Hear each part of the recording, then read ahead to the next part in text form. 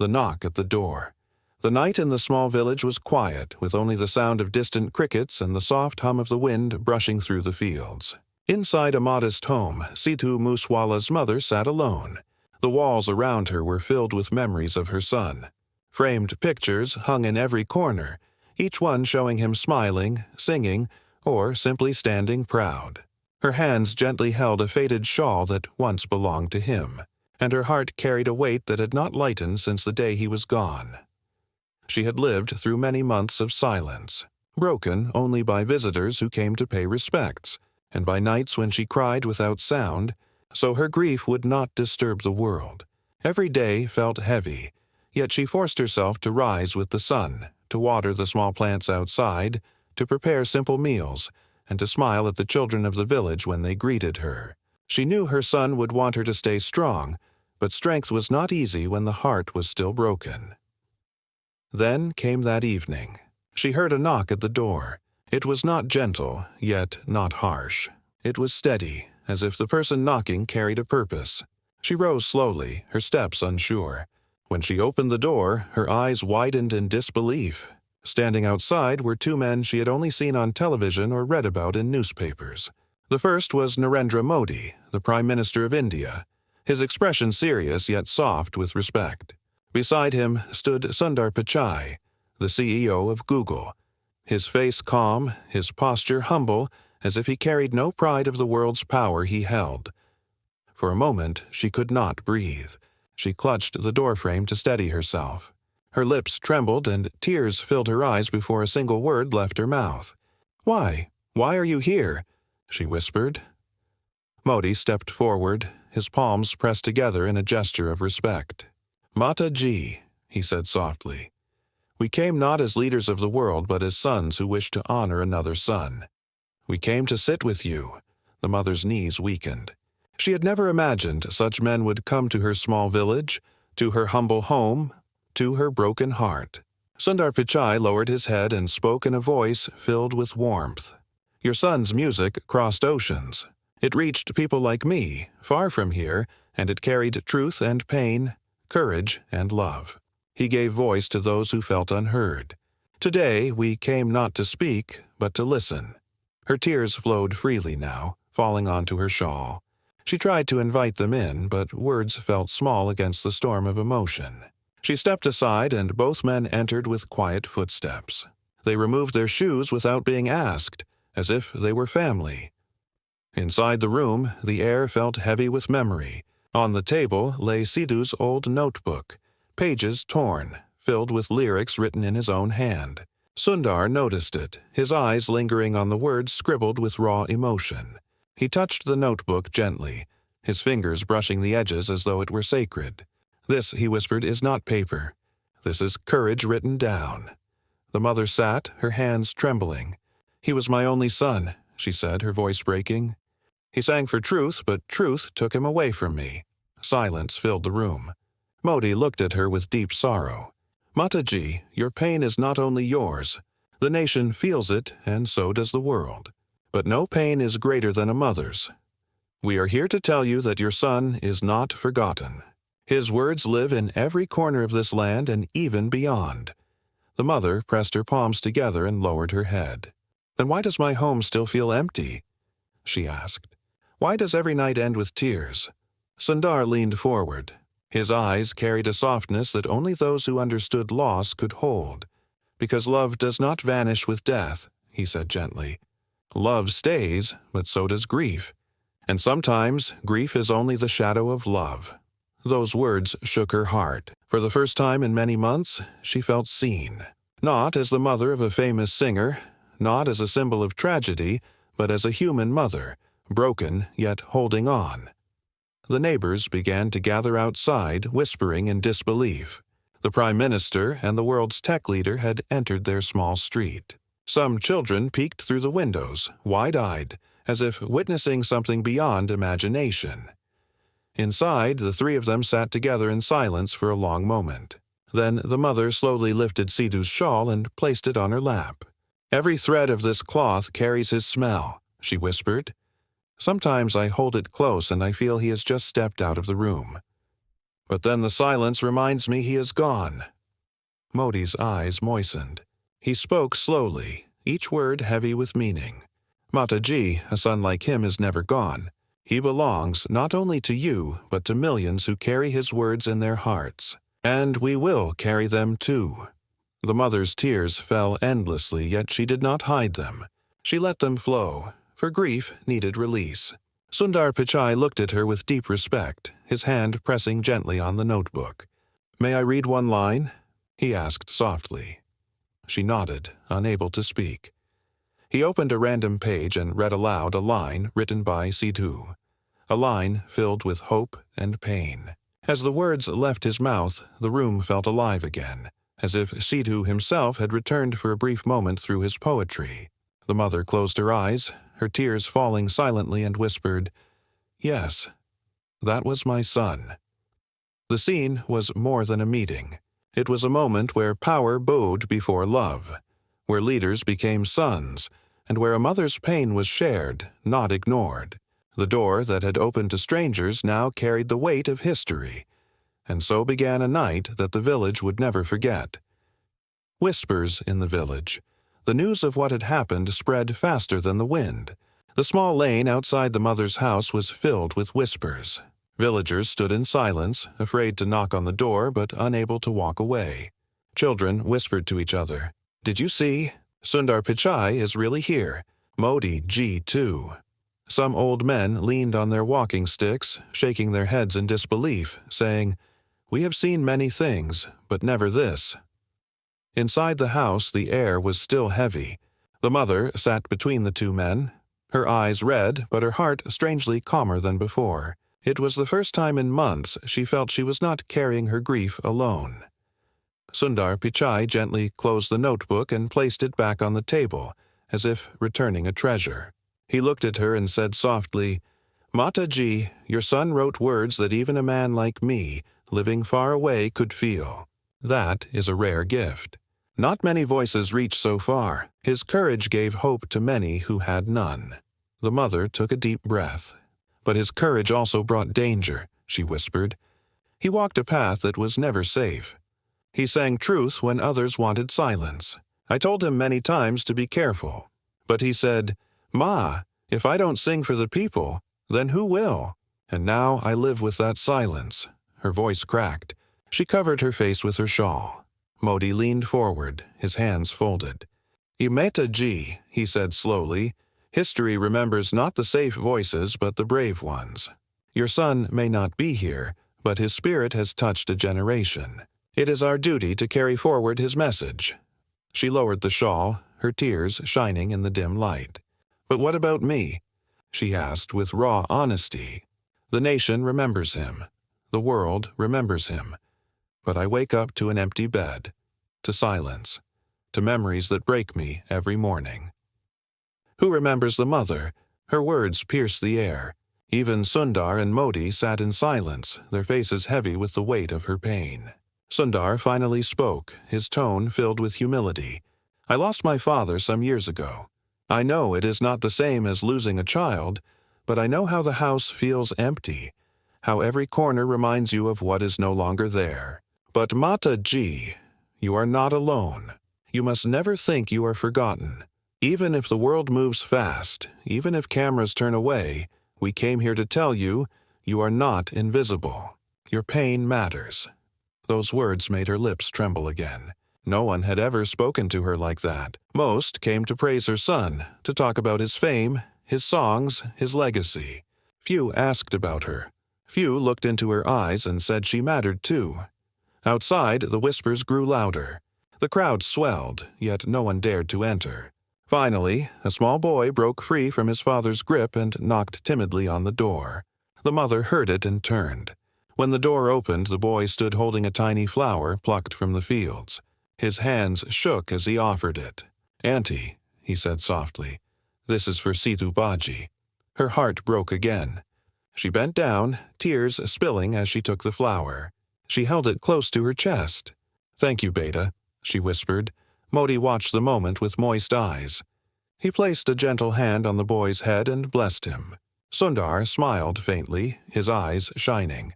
The mother sat back down, the flower now resting on Sidhu's notebook. She looked at both men.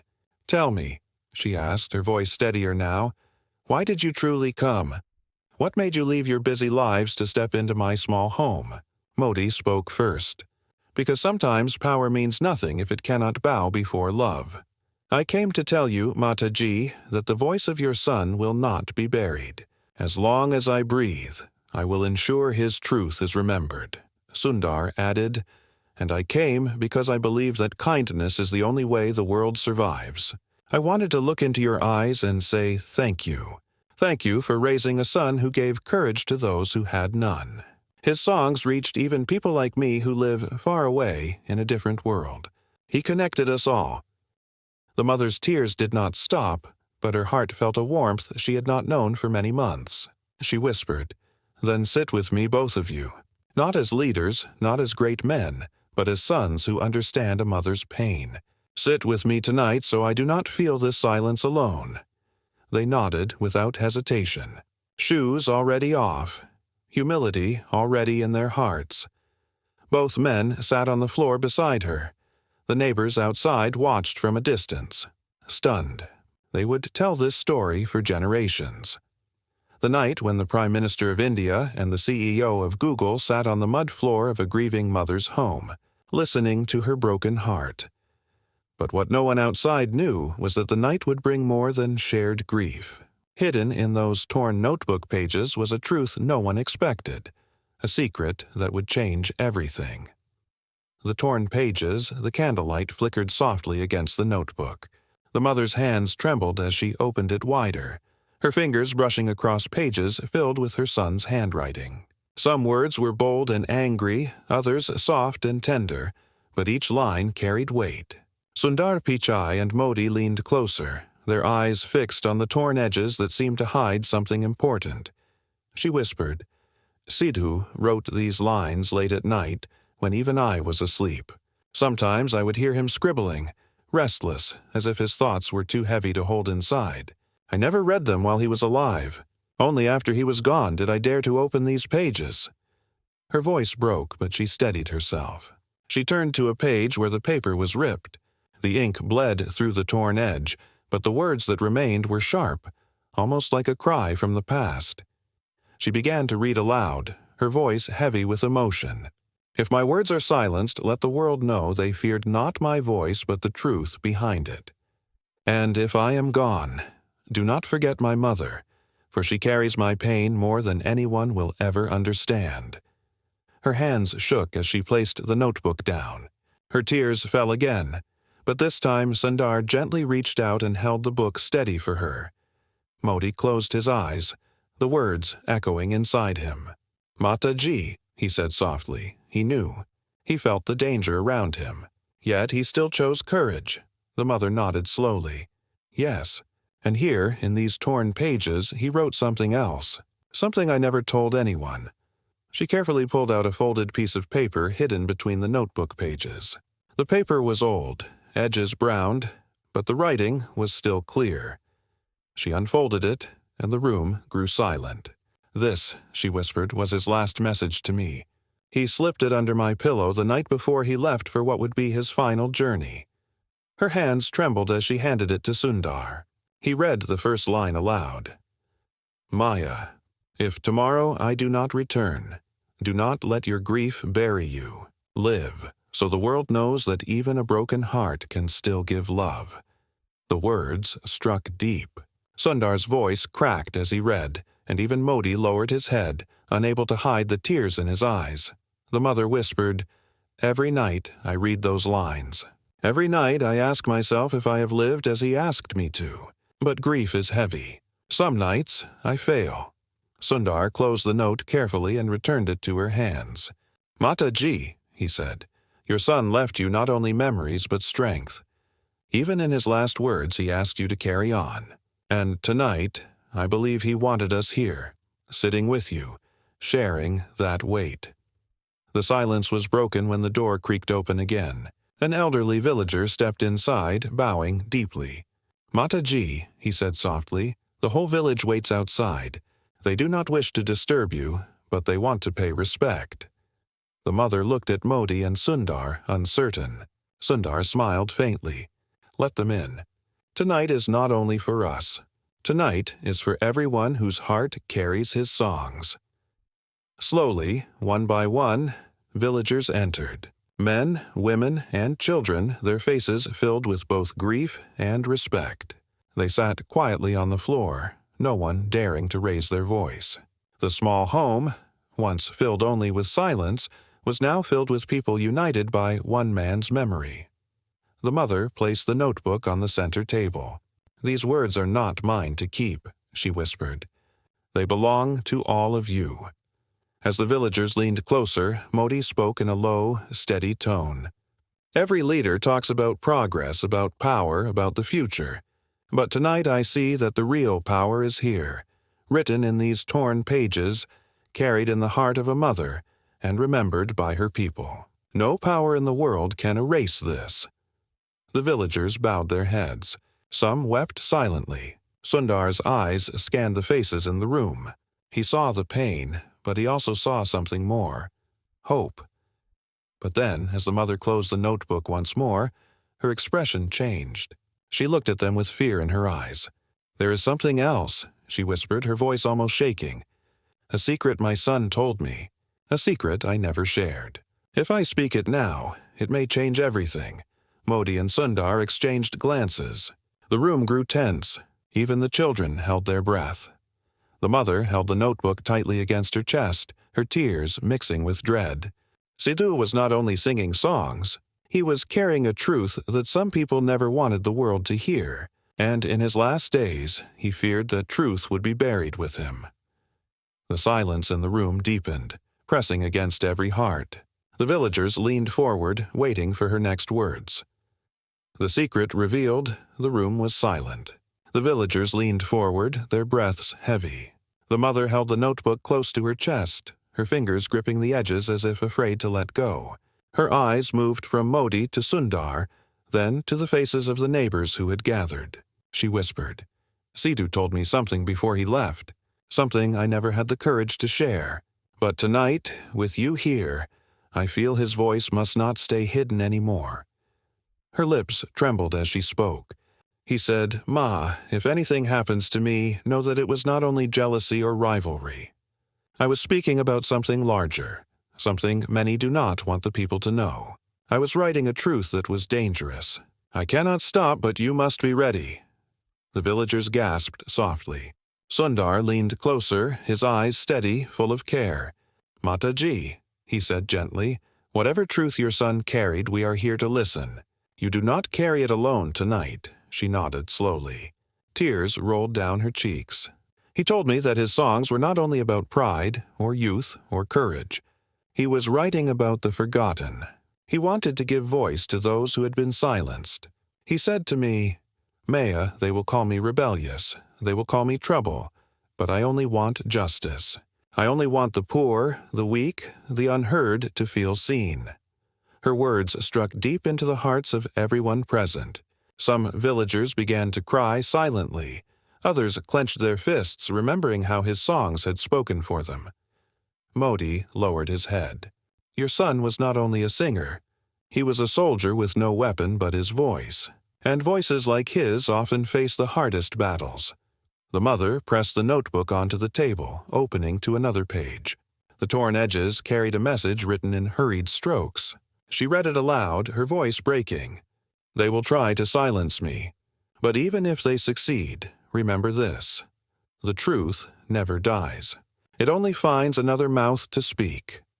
The villagers stirred, their grief now mixed with pride. Sundar's voice trembled as he whispered, "Your son was a lighthouse in the dark, and now his words are the light that guides us." But the mother's face carried fear. "You do not understand," she said in a trembling voice. "He told me that he had seen things, heard things that went deeper than music. He told me that his songs were warnings, hidden in poetry, so that the young would wake up. He said, 'Maya, one day they will know what I truly meant.' But I fear, if I speak too much, danger may not only come for him, but for me too." A heavy silence filled the room. Outside, the crowd pressed closer to the windows. their faces anxious. Sundar placed a hand gently on hers. Mataji, truth is dangerous, yes, but silence can be heavier than grief. If he trusted you with this, then perhaps he wanted you to keep his fire alive. Her tears flowed endlessly. But I am just a mother. How can I carry such a burden? I do not have power. I do not have strength. I only have my broken heart. Modi spoke with quiet firmness. Mataji, sometimes it is the broken heart that carries the loudest truth. Your pain itself is strength. And tonight, with all of us here, you are not alone. The villagers nodded, murmuring their agreement. Some raised their hands, saying, Mataji, we are with you. Whatever truth he carried, we will protect it, we will spread it. The mother looked around, her eyes filled with both fear and hope. She held the notebook tightly again. If you are truly with me, then listen carefully. These pages hold not just songs, but messages hidden in lines. He told me that when the time was right, people would understand. And maybe the time is now. She flipped to one of the last pages. Her voice shook as she read aloud. Do not bow before false power. Stand tall with kindness. Respect even those who hurt you, because respect is what breaks their hate. And when the day comes when my voice is gone, let every mother, every son, every daughter become my voice. The words filled the room like fire. Villagers wept openly. Sundar closed his eyes, whispering, Such truth, such courage. Modi wiped his face quietly. His heart moved. But then the mother's eyes shifted toward the door. She lowered her voice. Tonight you sit here with me, but know this. There are people who never wanted these words spoken, and if they find out that I revealed them, danger may follow. I fear for all of you. The room grew tense. The villagers looked at each other nervously. Even Sundar and Modi exchanged a glance, their expressions heavy. The mother clutched the notebook close again, her tears unstoppable. But I cannot keep silent any more. I cannot let my son's last truth die with me. I have spoken, and now the world must decide what to do with his words. The restless night, the air outside the house grew heavy. The crowd of villagers whispered among themselves, their faces filled with both fear and determination. Inside, the mother sat with the notebook pressed against her heart, her tears still falling. Sundar and Modi sat beside her, silent but deeply moved. For a moment, no one spoke. Then an old man in the corner, his voice rough from age, said quietly, Mataji, you were right to reveal this. Sidhu's words are not only for you, they are for all of us. But you must be careful. The world is not kind to those who speak truth. The mother looked up, her face pale. That is my fear. I do not care what happens to me. I am already broken. But if harm comes to this village, to innocent people because of what I revealed tonight, how will I live with that guilt? Sundar leaned forward, his hands folded. Mataji, no truth can be hidden forever. Your son's courage planted seeds. They will grow whether we wish it or not. But seeds need protection, and we must be the ones to protect them. Modi nodded, his voice steady. You are not alone in this. The nation has seen many voices silenced, but every time, others rise. We must not let fear silence what is right. The villagers murmured in agreement, though unease still lingered in their eyes. Some glanced nervously toward the windows as if expecting shadows to appear at any moment. The mother's voice trembled as she said, He told me once, Maya, truth is like fire. It burns even those who try to carry it. I was afraid then, and I am afraid now. Her words sank deep. The villagers shifted uneasily, yet their respect for her grew. Then, from outside came the sound of footsteps. Fast, heavy, urgent. The crowd at the window stirred, whispering anxiously. A young man ran into the house, his chest heaving from breathlessness. Mataji, he cried. There are men at the far end of the village. Strangers. They are asking about the gathering here. A cold silence gripped the room. The villagers froze. Sundar's face turned grave and Modi's eyes sharpened. The mother clutched the notebook tighter, fear in her eyes. You see, she whispered, they know. They always know when truth begins to rise. Sundar placed his hand gently on hers. Mataji, stay calm.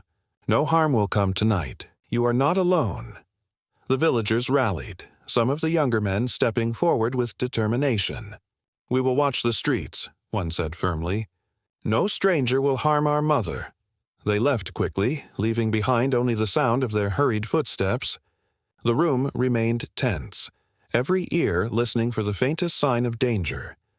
The mother lowered her head, her tears falling on the notebook. Why must it always be this way? She whispered. Why must truth walk in fear, while lies walk proudly? Modi looked at her, his voice deep and calm. Because truth is heavy, Mataji. It demands sacrifice. But those who carry it change the world.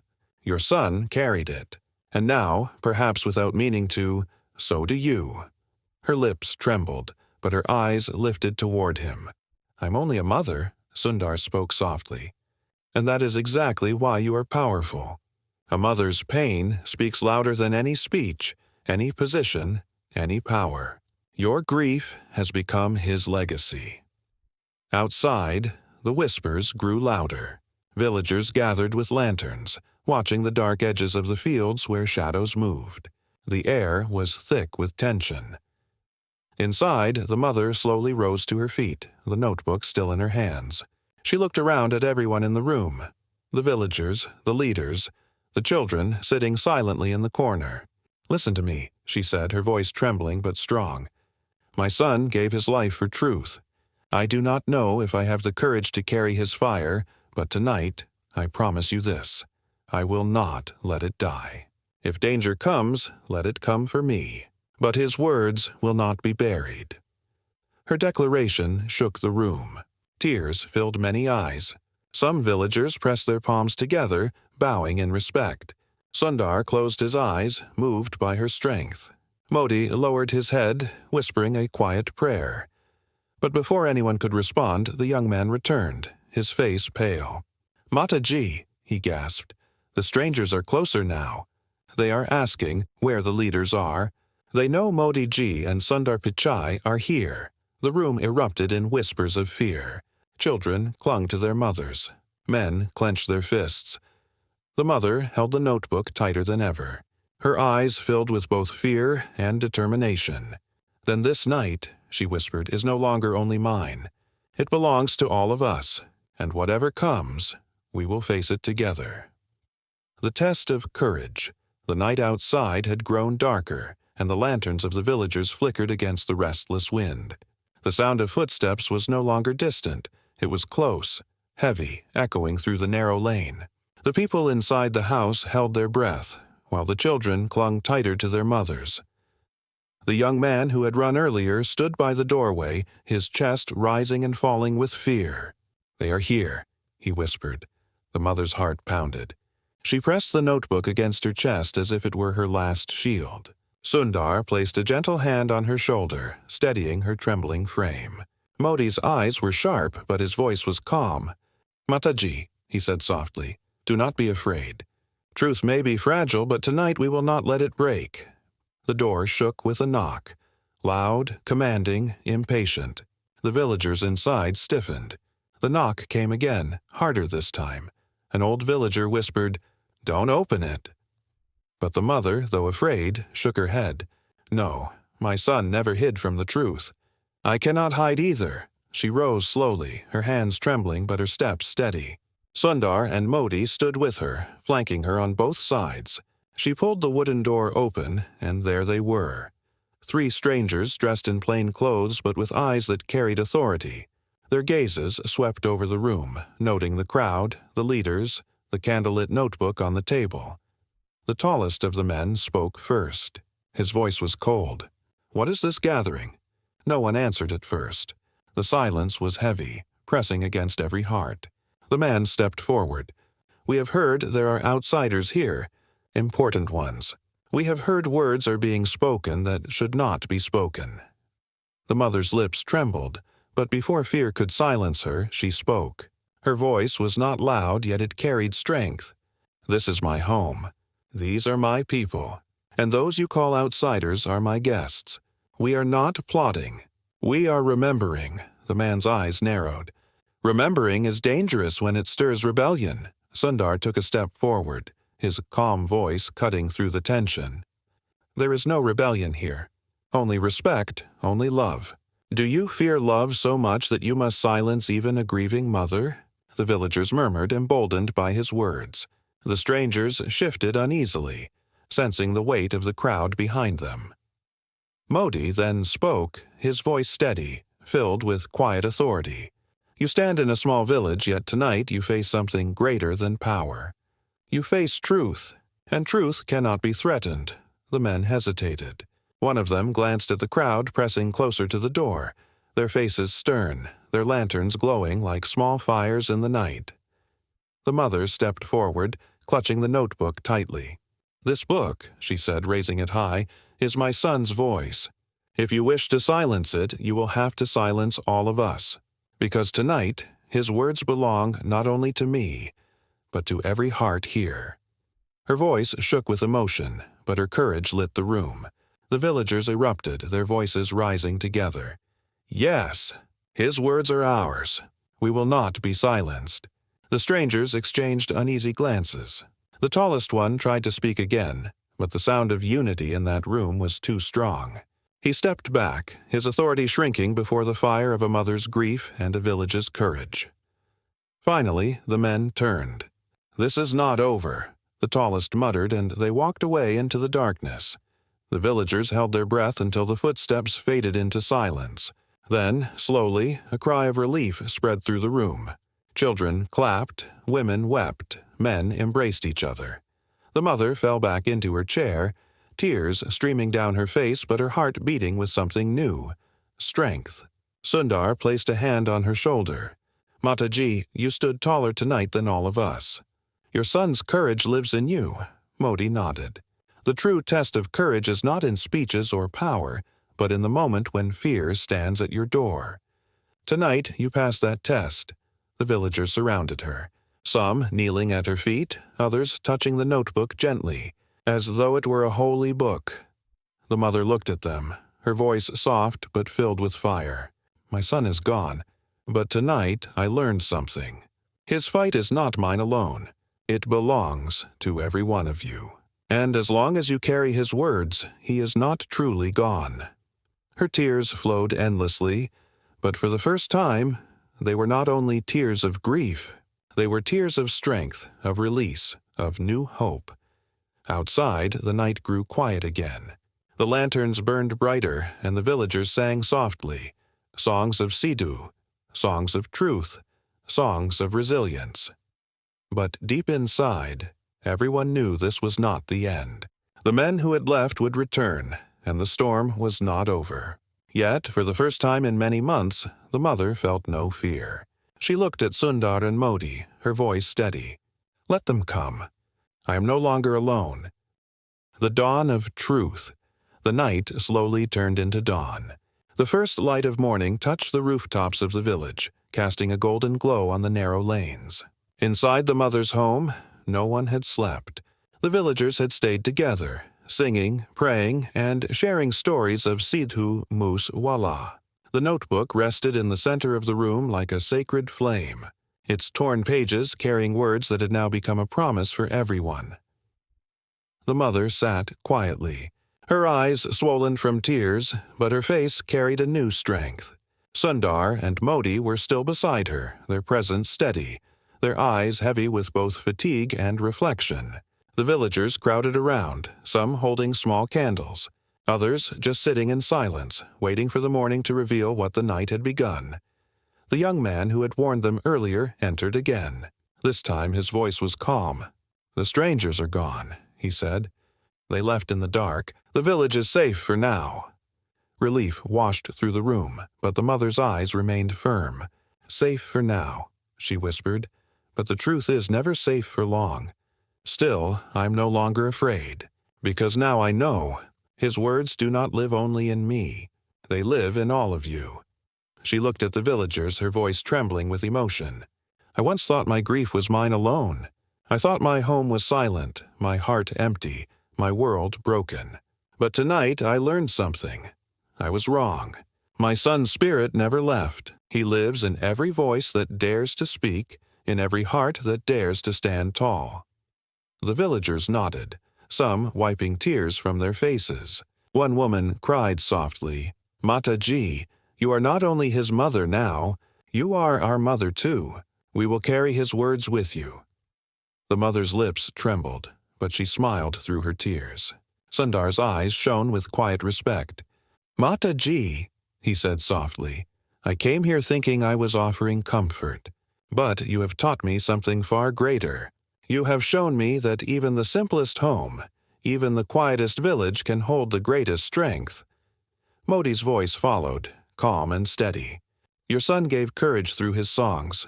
You gave courage through your tears, and both will live on."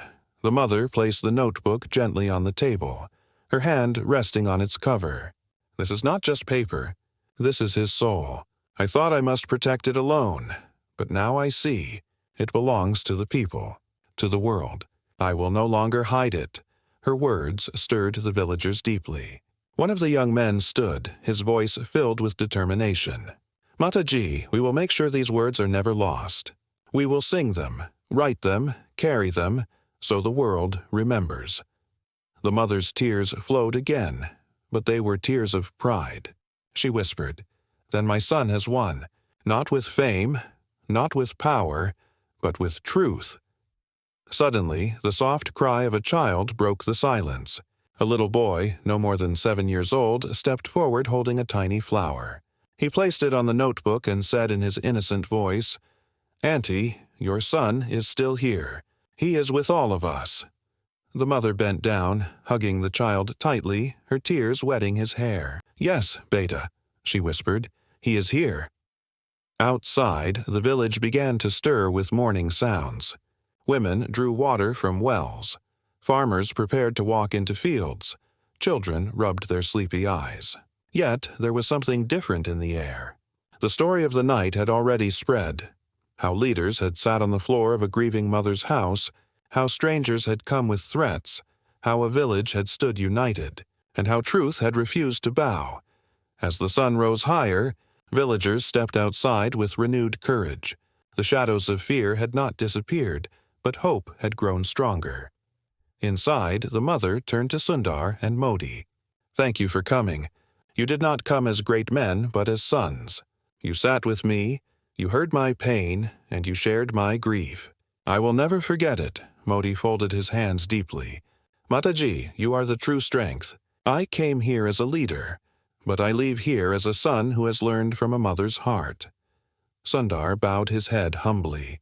"I will carry your son's words with me wherever I go, and I will remember this night always."